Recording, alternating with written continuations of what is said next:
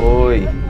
Alam niyo ho ba na ang matagalang pag-inom ng alak ay maaaring makasira sa inyong liver, kung saan ito ay maaaring magdulot ng tinatawag na alcoholic liver disease. Tingnan yung mata ng pasyente guys, no? Sobrang dilaw nung kanyang, dapat puti ng mata yan, di ba, yung tinatawag nating sclera. Pero sa kanya, hindi na. Wala nang kakulay-kulay na kulay puti. Lahat dilaw na. Sobrang dumi, sobrang dilaw. Although may mga pasyente tayo na medyo madumi talaga tingnan yung sclera nila, yung puti ng mata. Huwag natin pagkakamalan yun sa mga liver cirrhosis or sa mga pasyenteng may liver failure. Kaya maganda kung napapacheck pa rin talaga sa mga gastro kung nagsususpetsa tayo ng mga gantong jaundice. Tawag kasi dito jaundice yung mata nila. Nangyayari to sa mga pasyenteng sira na yung atay kasi kumakalat na yung toxin sa dugo and naapektuhan na yung kulay sa mata. Of course, kapag sira ng atay natin, pwede maipon yung tubig sa tiyan, pwede maipon yung tubig sa baga, mahirapan tayo huminga, pwede magkaroon ng pamanas. According sa American Heart Association, up to 2 drinks per day lang sa lalaki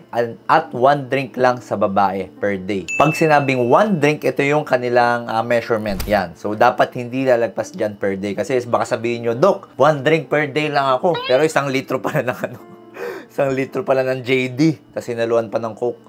Masama po yan.